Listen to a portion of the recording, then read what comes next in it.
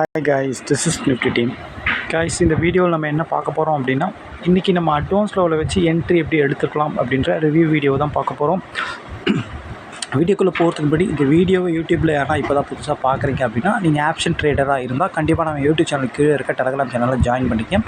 அப்போ தான் நம்ம போடுற செல்லர்ஸோட பிஇபி லெவல் அண்ட் ஆப்ஷன் டேபிள்னு சொல்லக்கூடிய செல்லர்ஸோட ரியல் சப்போர்ட் ரெசிஸ்டன்ஸ் நம்மளே அனலைஸ் பண்ணி என்எஸ்எஸ் சைட்லேருந்து நம்ம சேனலில் ஃப்ரீயாகவே அப்டேட் பண்ணுறோம். இது ரெண்டுமே உங்களுக்கு ஆப்ஷன் ட்ரேடிங்க்கு ரொம்பவே யூஸ்ஃபுல்லாக இருக்கும். அது மட்டும் இல்லாமல் நம்ம சேனலில் ஆப்ஷன் ட்ரேடிங்க்கு தேவையான மிக முக்கியமான அப்டேட்ஸ் வீடியோலாம் இருக்குது. அதெல்லாம் உங்களுக்கு ரொம்பவே யூஸ்ஃபுல்லாக இருக்கும் கைஸ். அது மட்டும் இல்லாமல் இந்த அட்வான்ஸ் லெவல் என்எஸ்எஸ் சைட்லேருந்து எப்படி எடுக்கிறது, இதை வச்சு இன்ட்ராடேல அக்யூரசி எப்படி ட்ரேட் எடுக்கிறது நம்ம வீடியோ கோர்ஸ் கொடுத்துக்கிட்ருக்கோம்.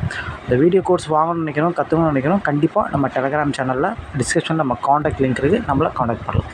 ஓகே காய்ஸ், இன்றைக்கி என்ட்ரி நம்ம அட்வான்ஸ் லெவல் வச்சு எப்படி என்ட்ரி எடுத்துக்கலாம்னு பார்க்கலாம். காய்ஸ், இன்றைக்கி மார்க்கெட் பார்த்திங்கன்னா 22,230 பக்கமாக ஓப்பன் ஆச்சு. ஓப்பன் ஆன ஒரு 15 நிமிஷம் கழிச்சு நம்ம என்ட்ரி எடுப்போம். ஓப்பன் ஆன ஒரு 15 நிமிஷத்தில் மார்க்கெட் எங்கே இருந்தது அப்படின்னா, ஓப்பன் கிட்ட தான் சஸ்டெயின் ஆகிட்டு இருந்தது. ஆனால் ப்ரீவியஸ் க்ளோஸ்க்கு கீழே எஸ்டர்டே லோவும் பிரேக் ஆகலை. அதாவது எஸ்டர்டே லோ பிரேக் ஆகலை, ஓப்பனுக்கு மேலே தான் சஸ்டெயின் ஆகிட்டு இருந்தது 15 நிமிஷத்தில். ஓகேங்களா? ஆனால் ப்ரீவியஸ் க்ளோஸ் கீழே. ஓகேங்களா? கிட்டத்தட்ட இது ஒரு இன்சைட் மார்க்கெட் மாதிரி தான். ஆனால் நல்லா நீங்கள் பார்க்கணும், எஸ்டர்டே லோ பிரேக் ஆகலை. ஓகேங்களா? எஸ்டர்டே லோ பிரேக் ஆகும், எஸ்டர்டே லோ கிட்ட இருக்குது. எஸ்டர்டே லோ பிரேக் பண்ண முடியாமல் லோ உள்ளே வருது மார்க்கெட். ஓகேங்களா? இது ரொம்ப முக்கியமான பாயிண்ட்டு. ஓகே, அப்படி பார்க்கும்போது 22,230 மார்க்கெட் இருக்கும்போது 200ன்ற கால் இந்த மணி, மேலே 250 புட்டு இந்த மணி. ஓகேங்களா? மார்க்கெட் வந்து ஒரு லோவை பிரேக் பண்ணல, லோக்குள்ளே வர மாதிரி இருந்தாலும் காலை தான் நம்ம ஃபோக்கஸ் பண்ணணும். காலை தான் கொஞ்சம் நம்ம க்ளோஸாக வாட்ச் பண்ணுற மாதிரி இருக்கும். ஆனால் இருந்தாலும் இன்சைட் மார்க்கெட் தான் இது. இந்த மாதிரி செட்டப்பில் இருந்தால் இன்சைட் மார்க்கெட் தான் சொல்லணும்.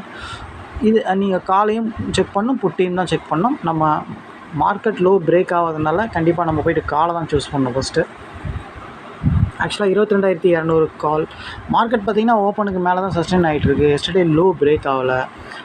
ஆனால் ப்ரீமியம் அப்படியே வந்து டிஃபிகல்ட்டாக இருந்தது, முரண்பாடாக இருந்தது. என்ன அப்படின்னு கேட்டிங்க அப்படின்னா, 22,200 அப்படின்ற காலோட சார்ட் இது. ஆக்சுவலாக 22,200 காலோட சார்ட் இது. ஆக்சுவலாக இவன் பாருங்கள், மார்க்கெட் ஓப்பனை உடைக்காமல் ஓப்பனில் சஸ்டெயின் ஆகிட்டு இருந்தது. ஆனால் ப்ரீமியம் பார்த்திங்கன்னா ஓப்பனுக்கு கீழே இருந்தது இந்த டைமில். இதனோட ப்ரீவியஸ் க்ளோஸ் 169, ஓப்பன் ப்ரைஸ் 160. இது ஆக்சுவலாக ரொம்ப கேப் டவுனில் ஓப்பன் ஆனால் இவனும் ஆக்சுவலாக எஸ்டர்டே லோ பிரேக் ஆகலை. ஆக்சுவலாக மார்க்கெட் என்ன சினாரியில் வந்து அதே சினாரி. ஆனால் ஒரே ஒரு முரண்பாடு தான், ஓப்பனுக்கு கீழே இருந்தாங்க. 160ன்றது இவனோட ஓப்பன், ஆனால் அந்த ஓப்பனுக்கு கீழே இருந்தான். அதுதான் ஒரு மைனஸ் பாயிண்ட்டு இவனுக்கு. இன்னொன்று வந்து இவன் எந்த ஒரு அட்வான்ஸ் லெவல்லையும் மீட் ஆகலை இந்த இடத்துல. ஆக்சுவலாக மார்க்கெட் வந்து ஒரு லோ பிரேக் பண்ணாத காரணத்தினால லோலேயே சஸ்டெயின் ஆகிட்டுருக்கு, ஓப்பன் ஆண்ட சஸ்டெயின் ஆகிட்டுருக்கு. அப்படின்னும்போது லோ உள்ள வர பார்க்குது மார்க்கெட்டு. அப்போது இதுக்கு ஏற்ற மாதிரி ப்ரீமியம் சேம் சினாரியில் இருந்தது அப்படின்னா நம்ம என்ட்ரி எடுக்கிறதுக்கு ரொம்ப ஈஸியாக இருக்கும். ஆனால் ப்ரீமியம் ஓப்பனுக்கு கீழே இருக்குது. ஓகேங்களா? மார்க்கெட்டு ஓப்பனுக்கு மேலே சஸ்டெயின் ஆகிட்டுருக்கு, ஆனால் ப்ரீமியம் ஓப்பனுக்கு கீழே இருக்குது. இன்னொன்று, இவன் எந்த அட்வான்ஸ் லெவல்லையுமே மீட் ஆகலை. ரொம்ப ரொம்ப முக்கியமான ஒரு விஷயம் இது. அதனால் நம்ம வந்து காலை அந்த டைமில் நம்ம எடுக்க முடியல. அந்த டைமில் அப்போ போய் புட்டை செக் பண்ணணும்.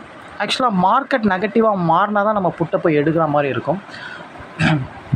அதுக்கப்புறம் கொஞ்ச நேரம் கழிச்சு மார்க்கெட் வந்து என்ன பண்ணிச்சு அப்படின்னு கேட்டிங்கன்னா, லோவையும் உடைக்கலை, ஓப்பனையும் உடைக்கலை. அதனால் வந்து மார்க்கெட்டில் நம்ம போய் புட்டை எடுக்கிறது ரொம்ப ரிஸ்க்கு. ஏன்னா மார்க்கெட் நெகட்டிவாக மாறினா தான் புட்டை போய் நம்ம ஸ்ட்ராங்காக எடுக்க முடியும். இவன் வந்து சஸ்டெயின் பண்ணதுனால புட்டை போய் நம்ம செலக்ட் பண்ண முடியல. மார்க்கெட் லோவையும் உடைக்காமல் லோ உள்ள வர பார்க்குறான். இன்னொன்று வந்து ஓப்பனையும் அவன் உடைக்கலை. அதனால் வந்து அந்த இடத்த வந்து புட்டை நம்ம செலக்ட் பண்ணுறது ரொம்ப ரிஸ்க்கு. அப்படின்றதுனால புட்டை நம்ம செலக்ட் பண்ணலை ஆக்சுவலாக. ஓகேங்களா?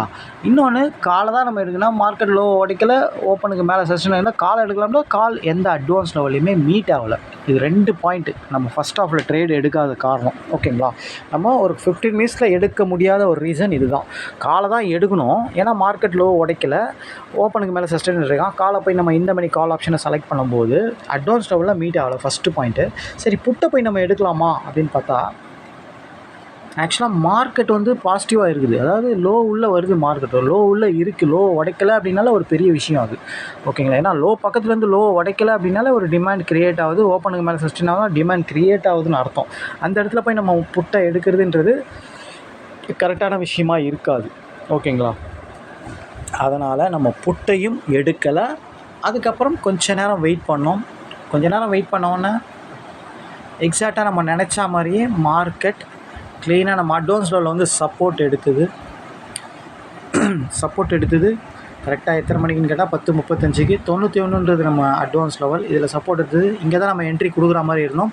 ஆனால் இவன் ஓப்பனுக்கு கீழே ப்ரீவியஸ் க்ளோஸ்க்கு கீழே இருந்ததுனால நம்ம டார்கெட் அவ்வளோதான் ஃபிக்ஸ் பண்ண முடியும். 160ன்றது இவனோட ஓப்பன் ப்ரைஸ். அது வரைக்கும் தான் நம்ம டார்கெட் ஃபிக்ஸ் பண்ணுற மாதிரி இருக்கும். இப்போ 90 நீங்கள் எடுத்திங்கன்னா 160 தான் நம்ம டார்கெட் வைக்கணும். பெரிய டார்கெட் தான். கிட்டத்தட்ட ஒரு 70 பாயிண்ட் டார்கெட் இருந்தது. ஆனால் நம்ம வந்து அவ்வளோ பெரிய டார்கெட்லாம் ஆப்ஷன் ட்ரேடிங்கில் வைக்கக்கூடாது. ஒரு என்ட்ரி எடுத்தால் ஜஸ்ட் ஒரு 1/2 ஹவரில் வெளியே வரணும். 15 பாயிண்ட், அடுத்த 15 பாயிண்ட் தான் நம்ம டார்கெட் பண்ணுவோம். ஆக்சுவலாக பார்த்திங்கன்னா 90 எடுக்கும்போது இவன் ஒரு 2-3 கேண்டில்லையே மேலே போயிட்டான் 150 வரைக்கும். ஃபஸ்ட் டார்கெட், செகண்ட் டார்கெட் ரொம்ப ஈஸியாகவே அடித்தான். ஓகேங்களா? அதுக்கப்புறம் மார்க்கெட் எஸ்டர்டே லோ உள்ள இவனும் வந்தான். மார்க்கெட்டும் எஸ்டர்டே லோ உள்ள வந்தது. ஓப்பனுக்கு மேலே வந்தது.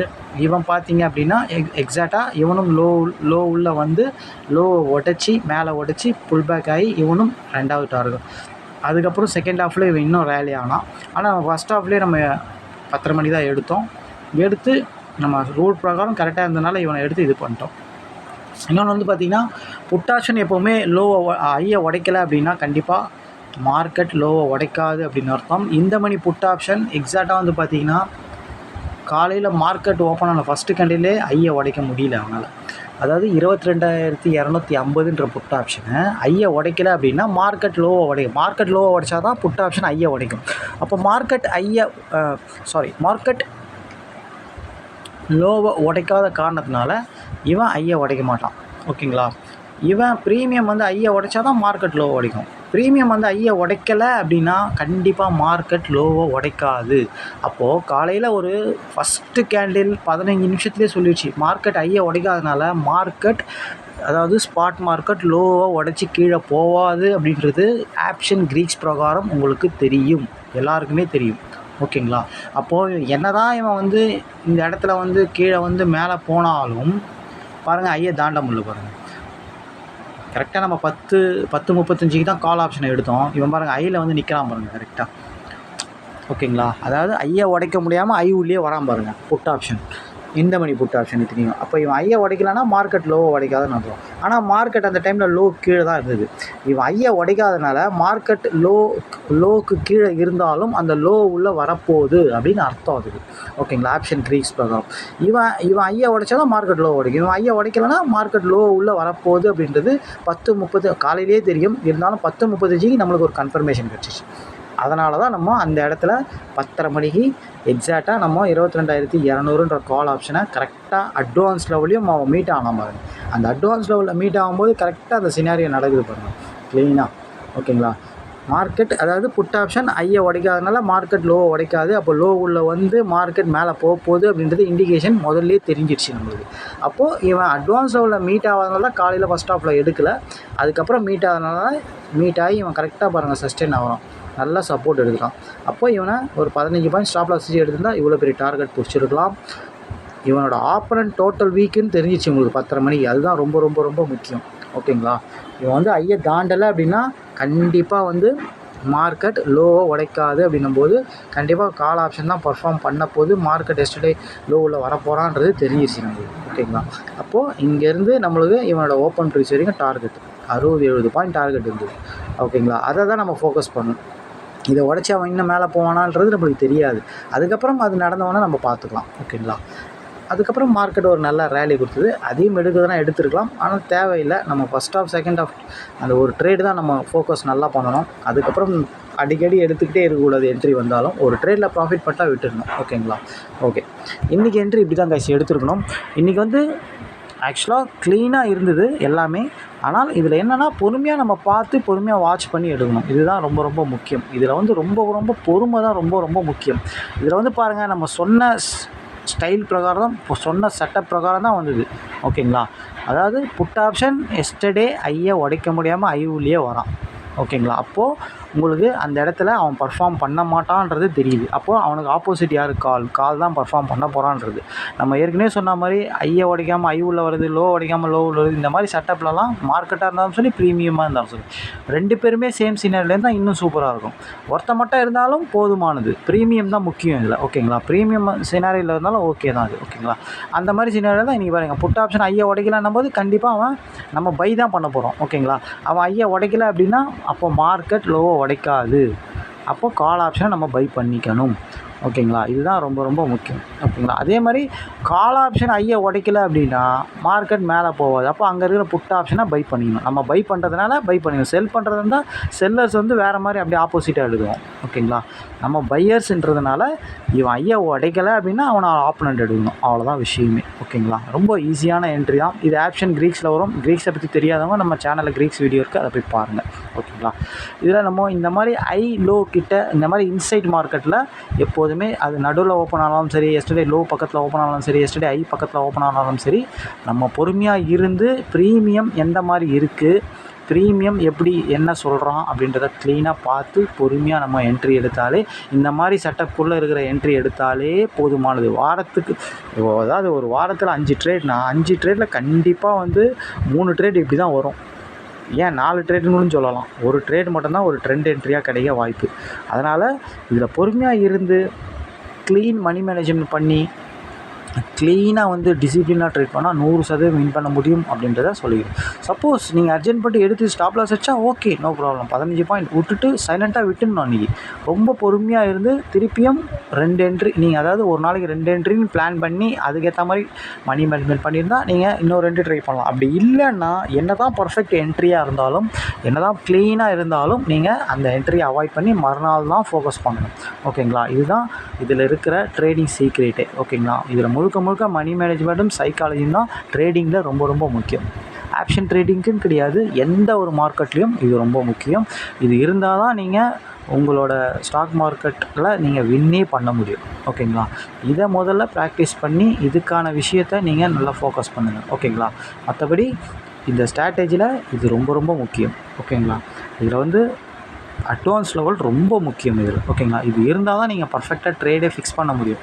எப்படி எடுத்தால் எப்படி வரும் அப்படின்றத முன்னாடியே நீங்கள் கரெக்டாக பார்த்துட்டு பொறுமையாக எடுக்கணும். ஓகேங்களா? ஓகே கைஸ், இன்றைக்கி என்ட்ரி இப்படி தான் எடுத்துருக்கணும். திருப்பியும் சொல்கிறது என்னென்னா, இன்னும் வீடியோ கோர்ஸ் வாங்காதவங்க சீக்கிரமாக வாங்கிடுங்க. இது தேவைப்படுறவங்க கண்டிப்பாக நம்ம டெலிகிராம் சேனல் டிஸ்கிரிப்ஷனில் நம்ம காண்டாக்ட் லிங்க் இருக்குது, அதை காண்டாக்ட் பண்ணுவோம். தேங்க்யூ கைஸ், பாய்.